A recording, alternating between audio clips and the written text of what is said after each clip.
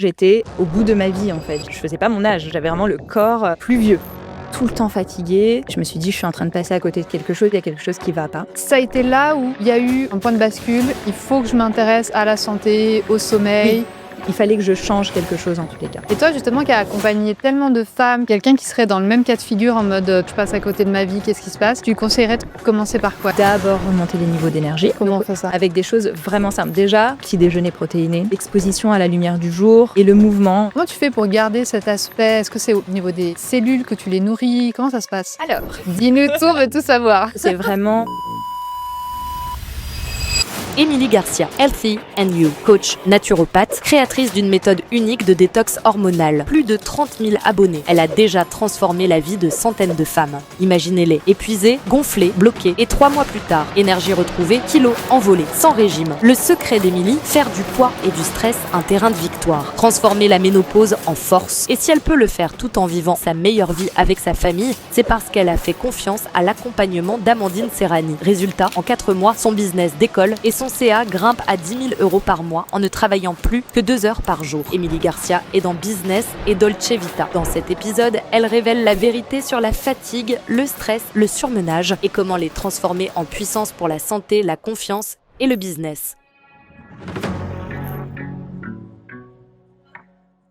Émilie, comment tu décrirais ce que tu fais aujourd'hui, ta mission et ta vision? Ma principale mission, c'est vraiment d'aider les femmes à se comprendre, à comprendre leur corps, à comprendre comment elles fonctionnent. C'est surtout ça ma mission première. Moi, j'accompagne essentiellement des femmes de plus de 40 ans, notamment des femmes en périménopause et ménopause parce que je suis spécialisée là-dedans. Le but, c'est vraiment de les aider à mieux se comprendre parce que je trouve que les femmes ne comprennent pas toujours ce qui se passe dans leur corps, notamment d'un point de vue hormonal.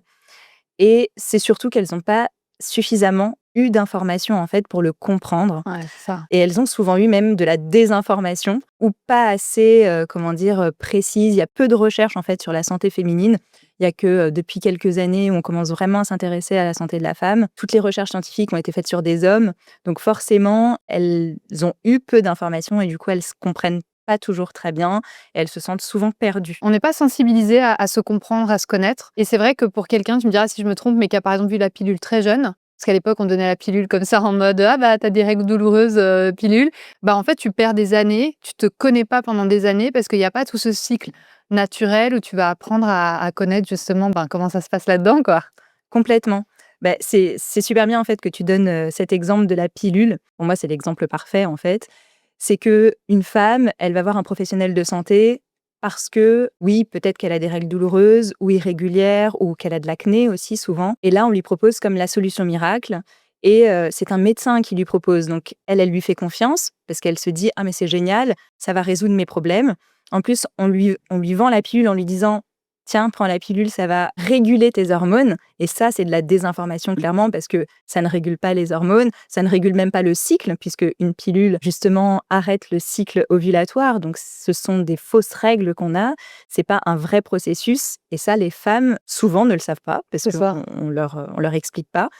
Et on leur explique pas non plus tous les enjeux qu'il y a derrière la pilule contraceptive qui est aujourd'hui, maintenant, il y a de plus en plus de personnes qui donnent l'info. Donc, on sait que c'est un perturbateur endocrinien, on sait qu'il est potentiellement cancérigène. Donc, Ouais, les thromboses, tout ça. exactement. Donc, aujourd'hui, on le sait, mais il y a encore des femmes qui ne le savent pas. Et pour les hommes, s'il y en a encore qui n'ont pas fui, qui sont en train encore de regarder cette vidéo. Alors, pour les hommes qui nous regardent, restez, puisque de toute façon, tout ce dont on a parlé aujourd'hui peut vous concerner aussi personnellement, déjà au point de vue santé, bien-être, etc. On est tous confrontés au stress aujourd'hui, hommes et femmes. Et puis, ce qui est bien aussi, c'est qu'on va mieux comprendre les femmes. Et c'est important, par exemple, pour les hommes qui sont en couple, de mieux comprendre leurs femmes. Je pense que les femmes ne se comprennent pas suffisamment elles-mêmes. Mais du coup, c'est vrai que parfois, dans le couple, les hommes se retrouvent à ne pas les comprendre non plus. Ça peut créer parfois des tensions dans un couple parce que, effectivement, les variations hormonales impactent l'humeur de la femme et du coup, peut impacter le couple. Donc, pour une vie de couple épanouie, eh bien, c'est important de comprendre justement toutes ces variations hormonales chez la femme. C'est ça, parce que comme on dit, femme heureuse, mariage heureux, n'est-ce pas? Exactement. Donc justement, restez bien jusqu'au bout, comme ça vous pourrez savoir quand est-ce que vous devez demander à votre femme de partir soit en vacances avec vos potes, faire un gros truc, vous saurez quand c'est le bon moment qu'il faut lui demander. Sinon, c'est non, vous le savez très bien. Trop bien. Et un sujet, moi, qui m'intéresse particulièrement, justement, c'est ce qu'on va parler en profondeur, ça va être tout ce qui est le stress, la fatigue, parce qu'on vit dans un monde de fous, clairement. Ma première question, c'est pourquoi, selon toi, avec toutes les informations qu'on a aujourd'hui, pourquoi il y a autant de personnes qui sont encore autant épuisées, stressées, aussi en surpoids, alors qu'en fait, on sait ce qu'on doit faire? Oui, on sait ce qu'on doit faire, on a l'information. Après, parfois, on a trop d'informations aussi, parfois des informations qui sont pas forcément fondées. Et souvent, on se sent un petit peu perdu parmi toutes ces informations-là. Ensuite, c'est vrai qu'on a des vies à 1000 à l'heure. Il faudrait en fait pouvoir être capable de s'arrêter, de se poser, de ralentir pour pouvoir justement s'organiser, mettre des choses en place, trouver l'équilibre. Mais pour ça, ça nécessite de ralentir et c'est vrai que nos modes de vie modernes ne nous le permettent pas forcément. Mais en même temps, c'est parce qu'on ne ralentit pas qu'on ne trouve pas la solution. Si on se pose, on trouve la solution. Après, il y a aussi, effectivement, parmi toutes ces informations, laquelle va pouvoir m'aider, laquelle va pouvoir aussi être adaptée à mon mode de vie. Parfois, on est parents, on a des fortes responsabilités au travail, ou enfin, voilà, on n'a pas tous le même mode de vie, même si on a tous cette vie à 1000 à l'heure. Il va falloir trouver aussi parmi toutes ces informations, parmi toutes ces solutions, celle qui nous correspond, qui correspond aussi à notre personnalité. Je pense aux bons vivants, par exemple, qui ont toujours ce dilemme de se dire « mais moi, je suis un bon vivant, Je veux profiter. c'est ça, je veux profiter, etc. » Donc, il y a toujours des solutions en tous les cas. C'est juste qu'il faut trouver celle qui nous convient le mieux.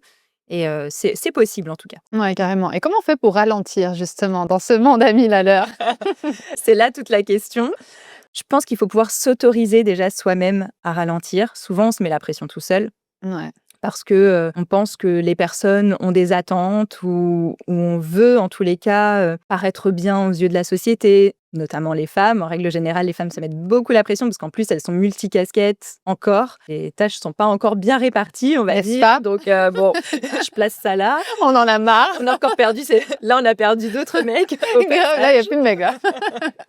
Mais non, mais après, voilà, s'autoriser à ralentir. Et puis, je pense que là, pour le coup, au-delà de la santé, c'est vraiment, pour certaines personnes, pour la plupart d'entre nous, ça va être un travail de développement personnel, à se demander pourquoi, en fait, j'accorde autant d'importance au regard des autres, pourquoi je me mets autant la pression, je veux plaire à qui, en fait. Je pense que c'est peut-être ça la question à se poser en premier pour pouvoir s'autoriser à ralentir. Et puis pourquoi pas revoir aussi ses priorités, parce que parfois on place nos priorités peut-être au mauvais endroit. C'est aussi une question d'organisation. Pour pouvoir ralentir, j'ai envie de dire qu'il faut se poser. Et en même temps, pour pouvoir se poser, il faut pouvoir ralentir. Donc Ouais. c'est un petit peu comme un espèce de cercle vicieux où tu es à fond dans ta vie, où tu fais, puis tu oublies juste d'être en fait. Complètement. Mais je peux comprendre que ça puisse être compliqué et en tous les cas, je pense pas que ça puisse se faire du jour au lendemain. À mon avis, c'est étape par étape.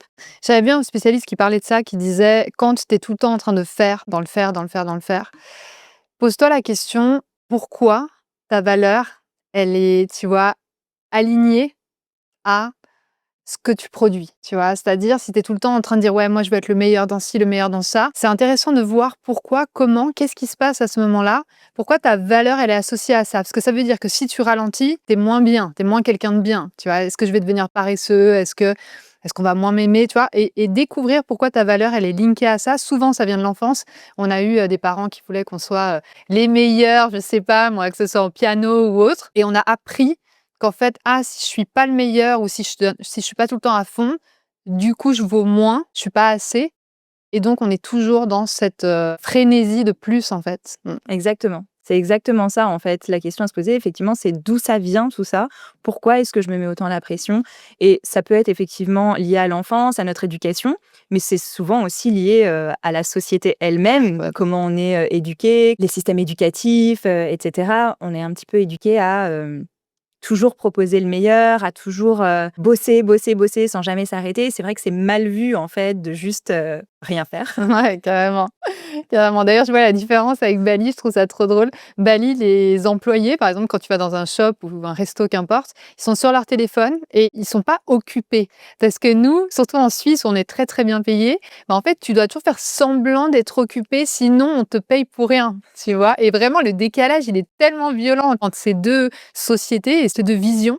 Vraiment de je dois faire semblant d'être occupé, sinon on me paye à rien faire en gros.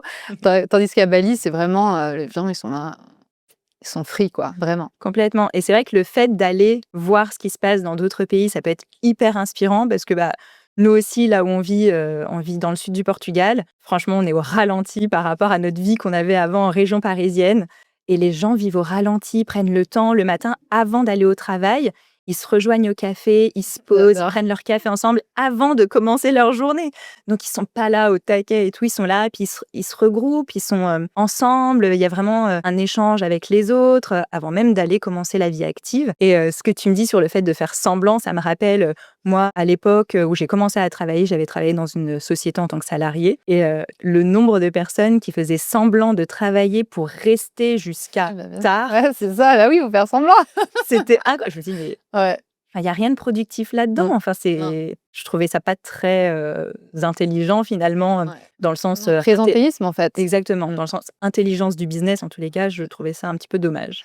Ouais, je me souviens, des fois, je partais à 18h, on me disait: «Tu prends ton après-midi?» J'étais là: «Non». C'est ça. C'est vraiment la mode, quoi. Oui. Trop bien. Et je sais qu'à un moment donné, dis-moi si je me trompe, mais j'ai vu ça justement en ligne, tu as souffert du syndrome de l'intestin irritable et tu as eu aussi une hyperthyroïdie.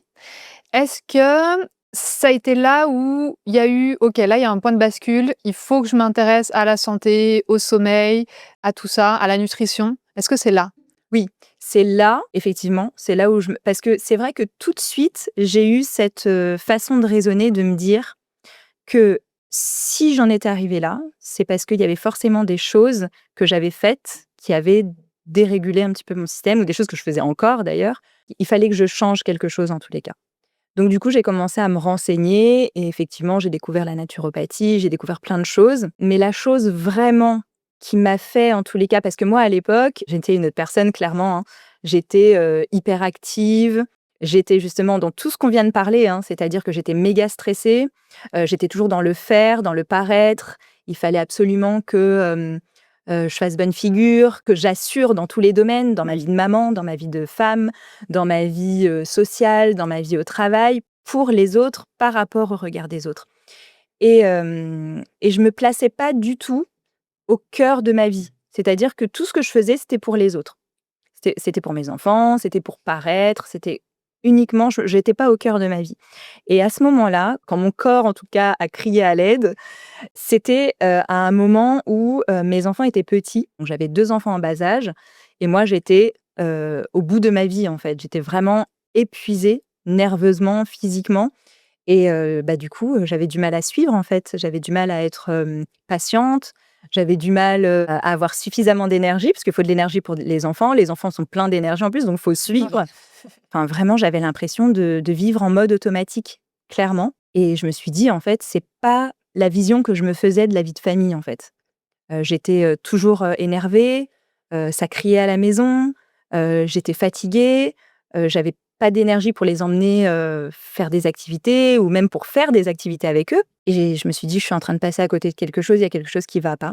Et à partir de là, effectivement, ça a été vraiment ça a tout déclenché et j'ai commencé du coup à me former, à revoir ma vie, à revoir mes priorités comme je l'ai dit, à me réorganiser, à renoncer à certaines choses, à faire d'autres choix différents, et à ralentir. Et je pense que j'ai été forcée à ralentir au moment du Covid. Pour moi, le Covid, il a été salvateur.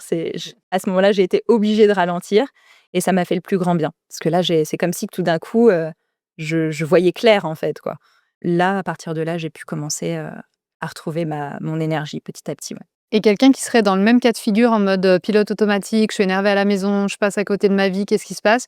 Tu lui conseillerais de commencer par quoi? Est-ce que tu as des étapes? Bizarrement, j'irais pas tout de suite vers de la santé, c'est-à-dire alimentation ou sport, j'irais pas tout de suite là-dessus. J'irais plus sur un travail de développement personnel en premier. OK. Parce que il y a besoin d'avoir un certain mindset, un certain état d'esprit, d'avoir une vision en tous les cas pour pouvoir prendre soin de sa santé, pour pouvoir se remettre au cœur de sa vie. Et pour moi, il y a un travail de développement personnel avant. Il faut Faudrait faire ralentir quoi? avant. Ouais, OK, ralentir. Ralentir, première chose. Revoir ses priorités.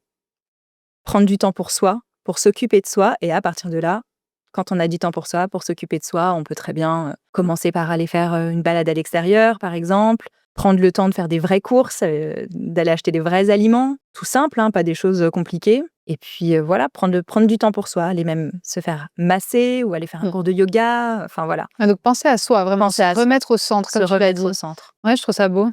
Et tes clientes, quand elles viennent te voir, justement, elles disent comme quoi elles ont tout essayé, c'est un peu last resort, j'ai envie de dire. Qu'est-ce qui, selon toi, fait que les régimes classiques, donc là on parle vraiment de perte de poids, mais aussi finalement de stress et juste de bien-être, qu'est-ce qui marche pas dans les régimes classiques? Tout. Ouais, c'est ça. Frustration, Ce qui marche pas, c'est ça. C'est en fait, le cerveau, il aime pas le manque, il aime pas l'interdiction, il aime pas la frustration. C'est contre-intuitif, c'est pas humain en fait de vouloir se restreindre. Et en plus, il y a quelque chose qui se passe dans le cerveau.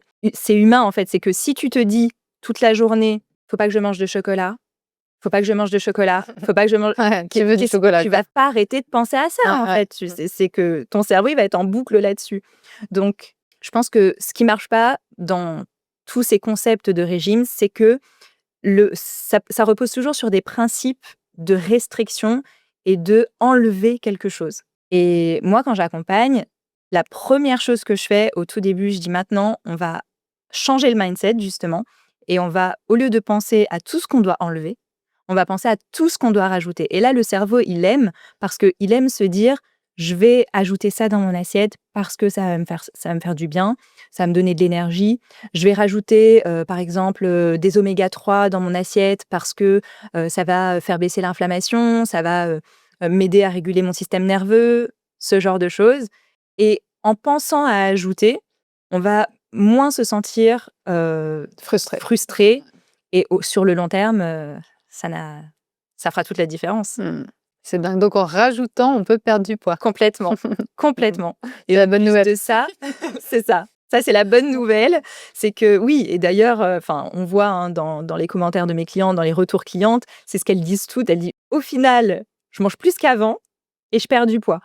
Parce que elles mangent plus qu'avant, mais elles ne mangent pas pareil qu'avant. Ce pas les mêmes aliments.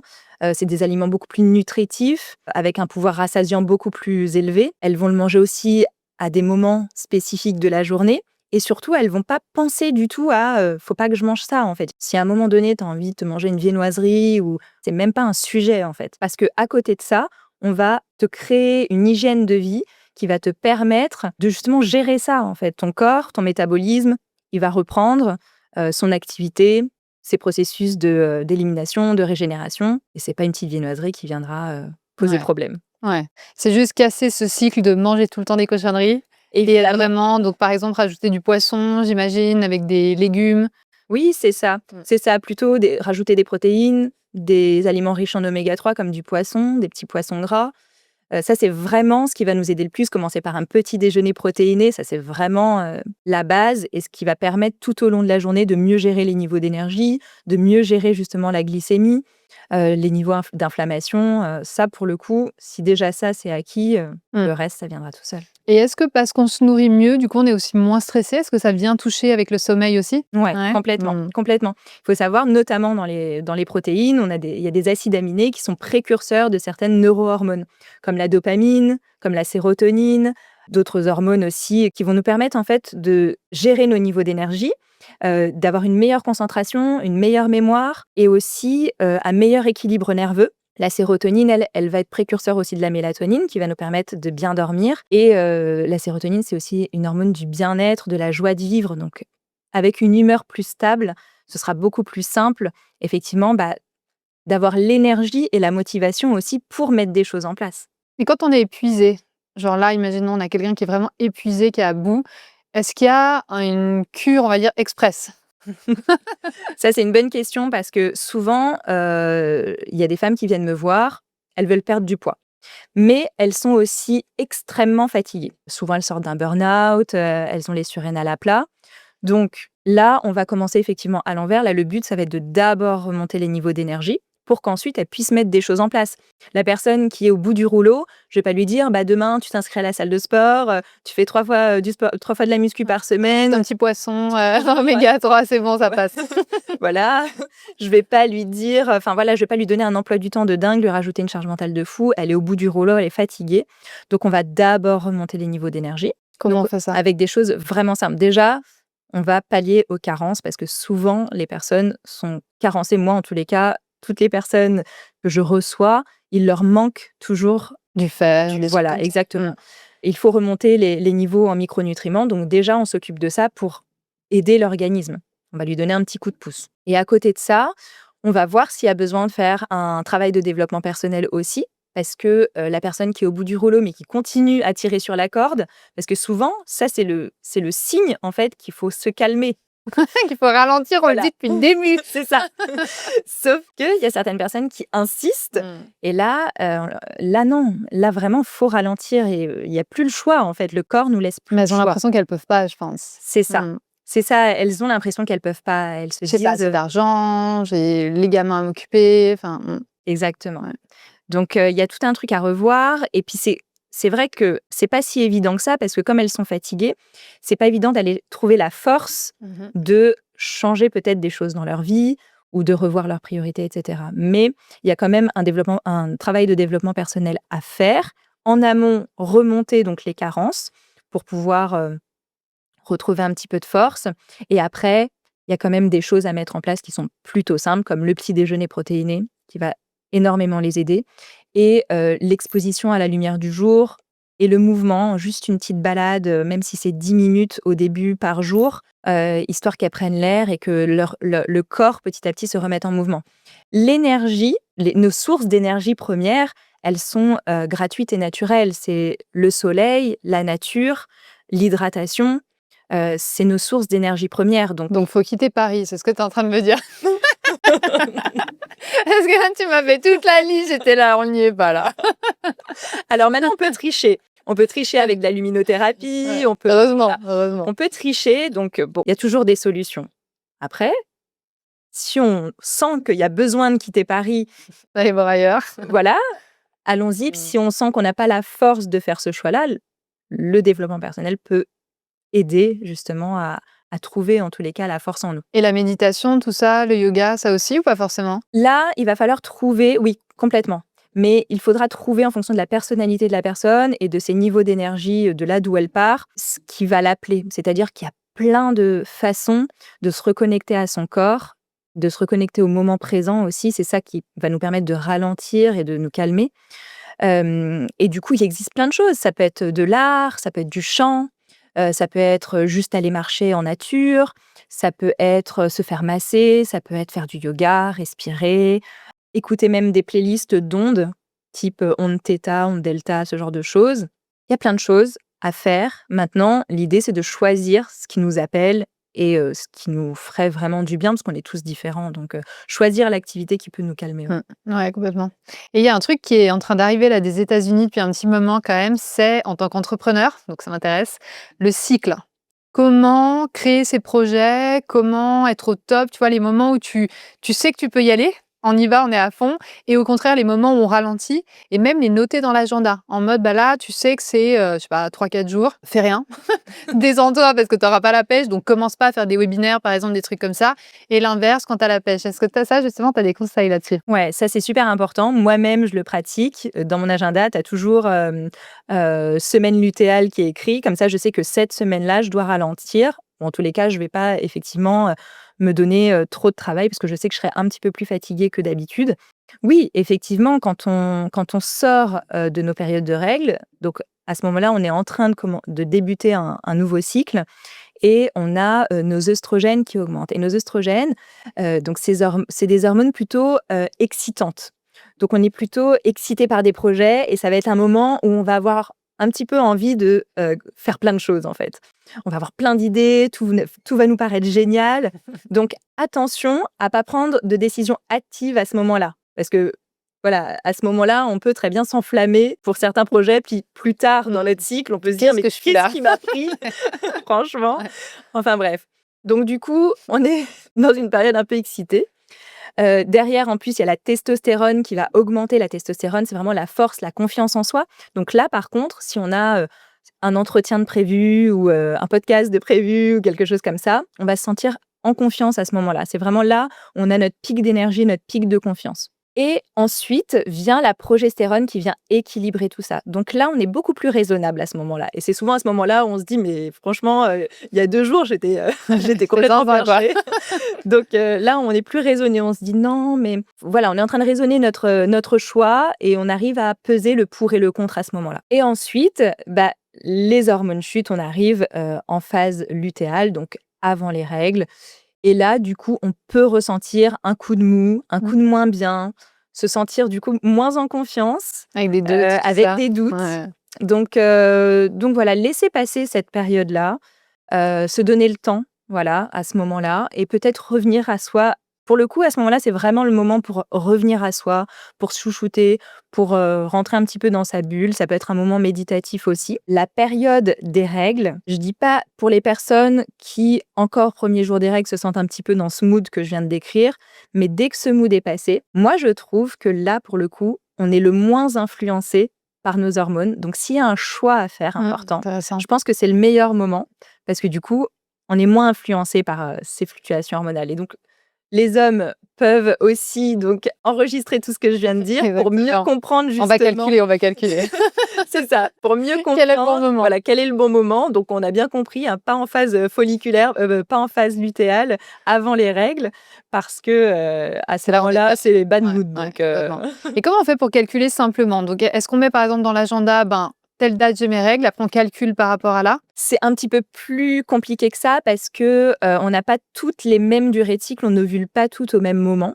Donc, moi, j'aime beaucoup la symptothermie. On peut l'utiliser comme contraceptif, mais ça, pour ça, il faut se former, c'est important. Mais on peut Très important. très important. Sinon, on peut l'utiliser pendant 1 mois, 2 mois, 3 mois, je dirais 3 mois, au moins 3 mois, pour justement mieux se connaître, savoir à peu près quand est-ce qu'on ovule. Et pour ça, donc, on suit donc notre température et on va suivre aussi notre glaire cervicale. C'est en analysant donc notre température et notre glaire cervicale qu'on va savoir précisément quand est-ce qu'on a eu notre pic d'ovulation. Et c'est ça qui va nous permettre du coup de déterminer à quel moment donc on a nos œstrogènes et testostérone au plus haut. Et juste après, les 7 jours qui suivent, on a la progestérone qui augmente petit à petit. Mais pour ça, il faut vraiment connaître son cycle à soi personnellement parce qu'on n'ovule pas toutes au même moment.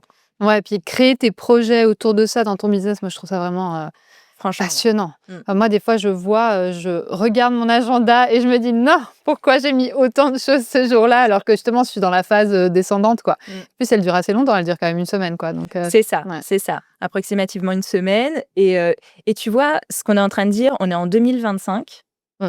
Et là, les femmes commencent tout juste Ouais. à se poser la Et question. encore. Voilà, à se poser la question dans mon business, comment je peux m'adapter à mon cycle. On commence tout juste à écouter notre corps, à se comprendre, en tous les cas, à comprendre ces processus-là. Déjà, je trouve que c'est une vraie richesse de le savoir et de le comprendre. C'est une vraie chance qu'on a. Oui, parce que sinon on culpabilise, quoi. On se dit mais c'est pas Qu'est-ce qu'ils ont possible. pas Ouais, c'est ça. D'ailleurs, les mecs ils doivent nous regarder, ils doivent se dire elle est complètement barreuse celle-là.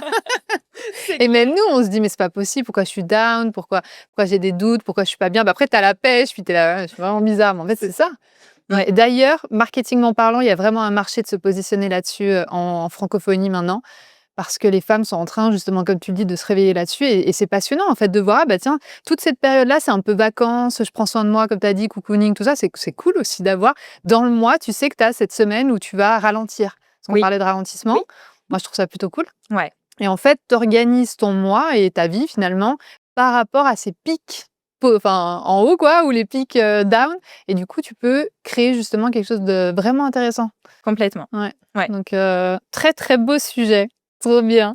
Et comment est-ce qu'on retrouve un sommeil réparateur? Ça m'intéresse. Ça, c'est un vaste sujet. Déjà, se poser la question, qu'est-ce qui peut m'empêcher d'avoir un sommeil récupérateur ou réparateur? Et la question à se poser aussi, c'est, il y a certaines personnes qui ont du mal à s'endormir ou qui ont des réveils nocturnes ou qui dorment, mais qui se réveillent encore fatiguées. Moi, j'ai ça. Voilà, Ouais. donc il y a différentes choses. Donc déjà, se poser la question: «Comment est mon sommeil?» Et après, se poser la question: «Qu'est-ce qui pourrait avoir une incidence sur mon sommeil?» Il y a plein de choses. Honnêtement, il y a tellement de choses, il faut vraiment Déjà, investiguer. ouais. Les écrans, oui, complètement. Le bruit, mine de rien, si tu habites, dans une rue, C'est ça. Ouais.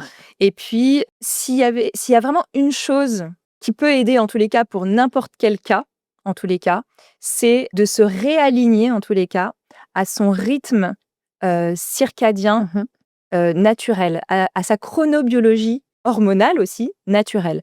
Parce qu'il faut savoir que nos organes et nos hormones, elles ont leur propre rythme naturel. On sécrète pas les hormones au même moment de la journée. Nos organes ne fonctionnent, ils ont vraiment leurs heures en fait. Et le jour et la nuit. Et ils ont leurs heures. Et souvent, notre mode de vie moderne vient un petit peu Casser ça, perturber, ouais. ouais, casser, perturber ce rythme en fait hormonal et métabolique. Donc l'idée, ce serait de revenir à un rythme un petit peu plus physiologique. Parfois, c'est des choses toutes bêtes comme le matin, dans la première demi-heure, éviter de commencer par regarder le téléphone, même si ça nous démange, c'est fait pour ça. On En même note, temps. c'est important. Ouais. Mais c'est important, au moins dans la première demi-heure. Et à la place, ce qui serait bien, c'est d'aller s'exposer à la lumière du jour. Mmh. Même s'il n'y a pas de soleil, en fait, c'est physiologique et naturel, en fait. Le cerveau perçoit que c'est le jour et du coup, on commence notre rythme hormonal naturel, on commence à le déclencher naturellement.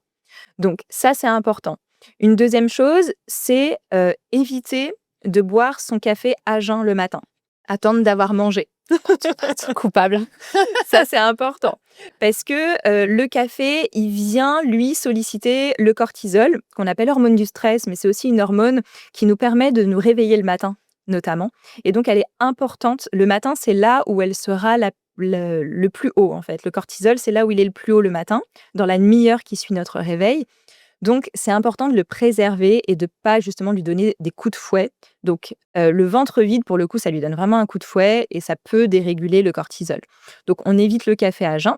On évite trop de café si on voit qu'on est une personne un petit peu fatiguée nerveusement.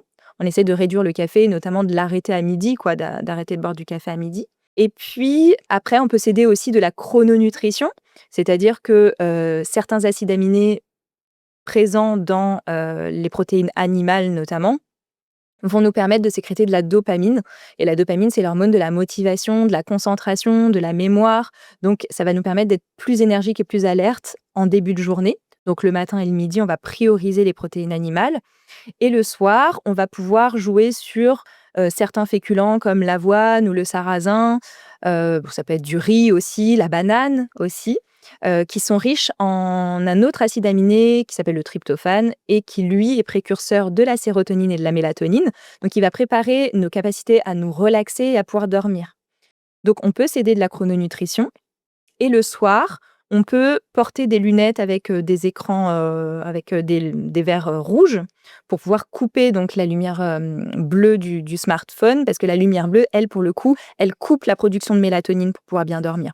Donc, si on est une personne qui doit utiliser ou qui utilise son téléphone le soir ou qui regarde son téléphone le soir ou un ordinateur ou un écran, eh bien, on peut tricher avec des lunettes rouges. Donc pas jaune, rouge. Ça peut être jaune aussi. Ouais. Moi, j'en ai 2 parce que, parfois, regarder un film en rouge, Oui. c'est un peu chiant. Donc du coup, je prends mes jaunes, donc jaunes. en sépia, c'est déjà un peu mieux. Mais si c'est peut-être parfois je lis c'est peut-être des trucs informatifs ou quoi, j'ai pas besoin de couleur, je m'en fiche que ce soit rouge. Là, dans ces cas-là, je prendrais mes lunettes rouges. Et il y a un truc aussi, c'est que dans les maisons aujourd'hui, dans les maisons modernes, on a beaucoup de LED blanches ou bleues. Ouais. C'est très moderne, mais ça peut être bien de prévoir une lampe ou 2 pour le soir avec des vieilles ampoules jaunes Ouais. parce que du coup, ça peut nous aider à mieux préparer le sommeil. Puis l'idéal, c'est de couper le téléphone au moins une demi-heure avant d'aller se coucher. Et aussi, ce qui est important, c'est la régularité. C'est-à-dire se coucher, se lever toujours à la même heure, que ce soit en semaine ou en week-end. Essayer un maximum de se coucher longtemps avant minuit parce que normalement, on est des êtres diurnes, donc on est censé se coucher à peu près en même temps que le soleil. Et c'est à partir de là que se fait la régénération cellulaire, les processus d'élimination, etc. Il y a autre chose qu'on peut faire aussi, c'est manger tôt pour éviter d'être en train de digérer pendant qu'on dort. Ouais.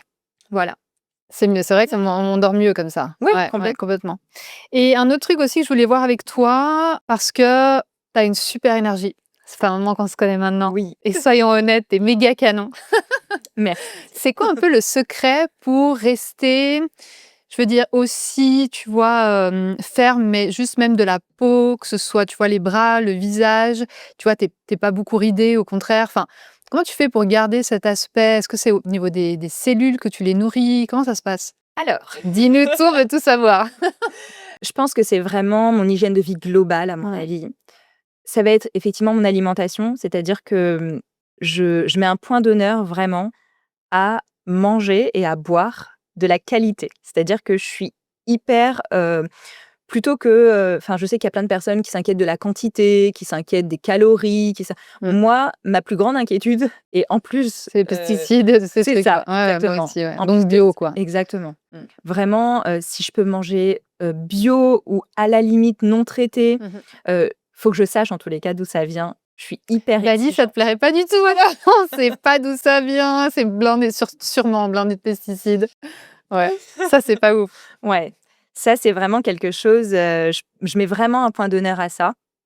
Tout ce qui vient à l'intérieur de mon corps, même sur mon corps, parce qu'en cosmétique aussi, c'est la même chose. Faut vraiment que ce soit quali et le plus naturel possible. Ça, c'est vraiment la première des choses. Même l'eau que je bois, faut qu'elle soit filtrée, faut pas qu'il y ait de résidus de plastique ou ce genre de choses, donc je fais vraiment attention. C'est la première des choses. La deuxième des choses, c'est que je suis toujours en mouvement pour faire justement circuler, les fluides, la lymphe, pour pouvoir éliminer, et garder un métabolisme aussi, actif. Donc la marche, mais aussi du C'est ça. fitness, par exemple? Ouais, c'est ça. Mmh. Je marche beaucoup. C'est vrai que je lutte contre la sédentarité, on va dire, parce que je travaille quand même assise à mon bureau, donc j'ai mon tapis de marche, donc j'alterne assise et en marchant.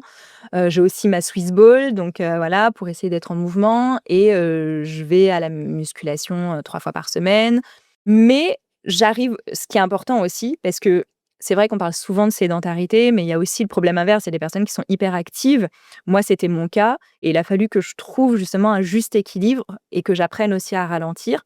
Donc j'ai aussi, mes moments de yoga où je vais aller me faire un massage, je vais aller au spa avec les copines, voilà, des Des choses douces, quoi. ouais, voilà, ou juste aller à la plage ou aller marcher, prendre l'air, voilà. Mmh. OK, donc tout ça, c'est ça ton Donc c'est secret? ça, franchement, j'ai pas ouais, c'est ça. Ouais. C'est vraiment ça, mais i à mon avis, il y a aussi, je suis pas stressée, en fait, comme fille, mais je pense Mmh. que c'est parce que ça n'a pas toujours été le cas. Comme je te l'ai dit, hein, il y a eu une époque où, j'étais une autre personne, Et clairement. justement, à cette époque-là, est-ce que tu avais l'air plus âgée, plus fatiguée, plus comment c'était? Est-ce que tu as vu un changement? Alors, j'avais pas l'air plus âgée, parce que, non, je faisais mon âge, clairement. Mais par contre, au niveau physique, je faisais pas mon âge. J'avais vraiment le corps, plus vieux, pour Ah le ouais. coup, dans les sensations, en tous les cas. Mmh. J'étais vraiment, tout le temps fatiguée.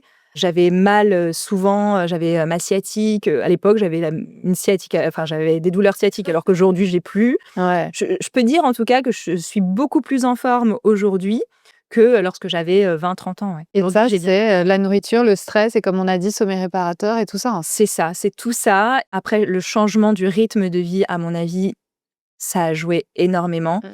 J'ai fait du développement personnel énormément, c'est pour ça que je le conseille, parce que pour moi, c'était difficile justement de me détacher du regard des autres, de moins me mettre la pression. C'était pas quelque chose d'inné chez moi, en tous les cas. Donc du coup, j'ai travaillé beaucoup là-dessus. Je pense que je me suis apaisée et que ça m'a fait du bien aussi. Ouais, complètement. Et je suis contente parce que tu parlais de surrénal. Il y a très peu de gens qui connaissent les surrénales. Mmh. Comment on les ravigote? Comment on les rebooste un peu? Parce que juste pour expliquer, donc les surrénales, c'est 2 petites boules au-dessus des reins C'est qui ça. font le kick le matin, qui jouent avec le cortisol aussi, hein, c'est Oui, ça? complètement. Et donc du coup, si tu es très stressé, tu as les surrénales à plat. Oui. Et ça peut arriver, moi je me souviens en fait, j'ai connu ça parce qu'à 20 ans, on m'a diagnostiqué que j'avais les surrénales à plat. Donc c'est pour ça que OK. j'étais tout le temps fatiguée. J'étais: «Ah bah super, je suis déjà vieille avant l'âge». Et donc comment est-ce qu'on les rebooste justement? Avec toute une hygiène de vie, hein, clairement, c'est-à-dire que c'est comme plusieurs maillons de la chaîne. S'il en manque un, il va toujours manquer quelque chose, en fait. Donc il faut vraiment qu'il y ait une partie alimentation. Alors une alimentation nutritive. Attention justement au régime à ce moment-là. Attention aux carences aussi, parce que du coup, notre corps a besoin de soutien à ce moment-là. Donc ça, super important.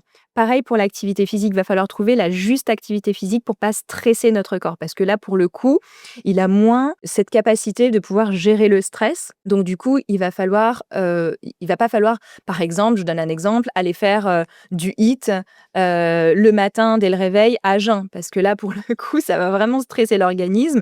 Le mieux, c'est de trouver une activité physique régulière, mais plutôt douce, pas trop de cardio, pas trop de quelque chose qui va faire trop monter les niveaux de stress, pas quelque chose de trop stressant. Donc la juste activité physique et puis savoir ralentir aussi. Là, on revient encore à cette notion de Ouais, c'est vraiment les basiques, ralentir. quoi, pour Et oui, c'est ralentir. toujours ça, ralentir, revenir à soi, revenir à l'instant présent.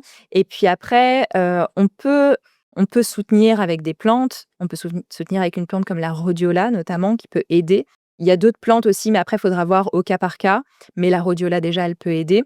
Et, et pareil, cette histoire de développement personnel pour comprendre comment on en est arrivé là. Parce que si les surrénales sont à plat, c'est parce qu'on a trop tiré sur la corde. Ouais. Donc, comment on en est arrivé là? Est-ce qu'aujourd'hui, on a ralenti?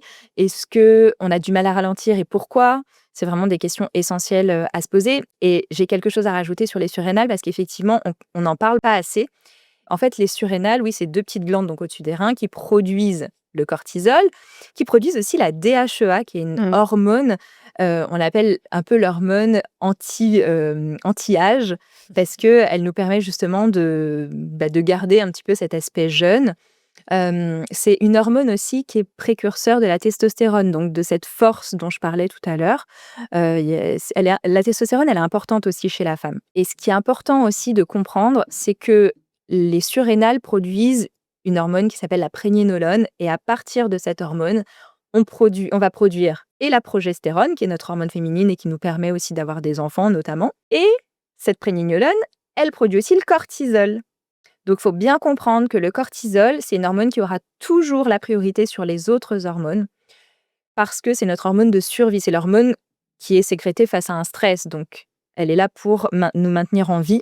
Donc, elle sera toujours prioritaire. Donc, si on sécrète trop de cortisol, ce sera en défaveur de la progestérone. Et là, ça peut créer des dérèglements hormonaux chez la femme et aussi des soucis d'infertilité parfois.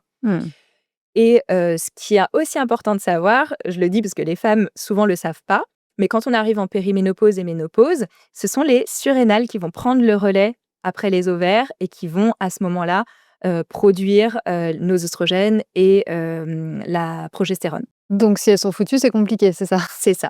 Ouais. Passionnant. Je peux en parler pendant des heures. On est tellement bien fait. C'est franchement, C'est oui, ouais. c'est incroyable.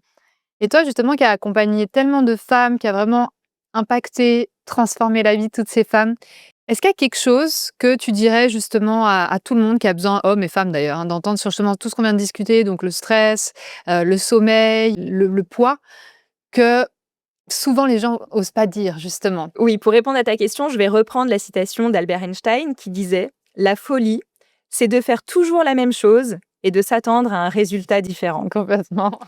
Et je pense que ça peut tout à fait répondre à ta question, c'est que souvent, on attend une recette miracle, une pilule miracle, une méthode miracle. Mais en fait, la solution, elle est en nous, en fait. Et elle dépendra toujours de nos actions, de ce qu'on va être capable de mettre en place, des choix qu'on va faire. Et que ce soit en santé, en business, socialement parlant, dans tout ce qu'on va vouloir entreprendre dans la vie, ça viendra toujours de nous. En fait, la solution, elle va démarrer à l'intérieur de nous. Et elle vient pas de l'extérieur finalement. Donc moi, dans mes accompagnements, je guide, j'aide parce que effectivement j'ai expérimenté, donc ça va plus vite quand on se fait coacher, hein, quand on va voir quelqu'un qui connaît, ça va plus vite. Mais par contre, les actions, ça va pas être moi. Donc C'est ça. il faut, je pense aussi, être prêt à passer à l'action à un moment donné, à faire au moins un premier pas qui va du coup nous permettre de faire le deuxième, puis le troisième. Et ce qui est important aussi, c'est souvent, on se donne des objectifs trop grands. Alors, c'est bien d'avoir en tête l'objectif, enfin, c'est bien de rêver grand, hein, mais avant ça, c'est bien aussi de voir par palier. Ouais, complètement. Pour Sinon, justement- t'es découragé. Complètement.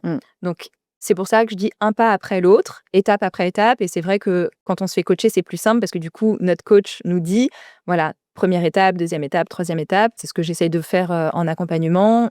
Je donne les étapes pour que la personne puisse atteindre son objectif final.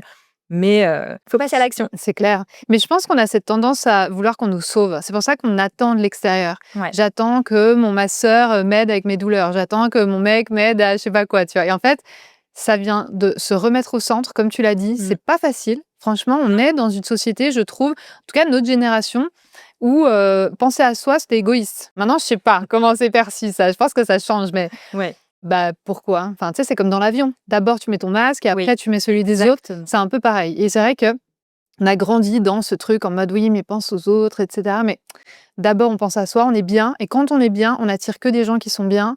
Et voilà, c'est là aussi où on se sent mieux, on se détend, on a moins de gens toxiques autour de nous. Enfin, il y a tout cet effet ricochet et effet domino qui juste part de d'abord on pense à soi, on prend soin de soi, comme tu le disais, on ralentit, on mange mieux, et même juste manger mieux. Je sais qu'il y a plein de gens qui sont là, oui, mais moi je sais pas comment manger mieux, mais tu as 1 milliard de recettes sur YouTube, tu vois. Tu trouves quelqu'un que t'aimes bien, tu suis les recettes, même toi sur ton Instagram, tu passes des recettes de ce que tu fais.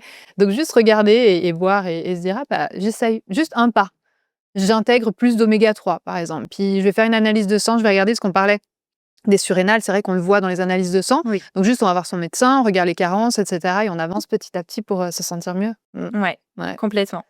Trop bien. Merci pour tout. J'adore ce que tu fais. Full valeur, on adore. Merci. Franchement, c'est un plaisir en tout cas d'être là. Est-ce qu'on peut dire quand même que tu as été ma coach On peut business tout dire.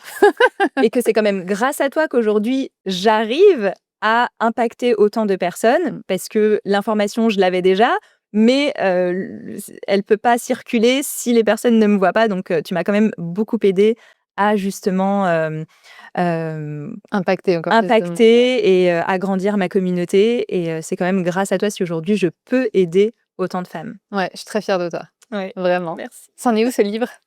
Ah, Une exclusivité à la chemin. c'est en chemin. Ok. J'en ai pas encore parlé. Ah, exclusivité, Mais on adore. voilà, exclusivité, c'est ça. Et il y aura pas un livre, mais finalement, il y en aura 2. Oh. Et le premier, au final, ce sera justement un livre de recettes. On adore. Trop bien. Trop fière de toi. Bravo. Merci.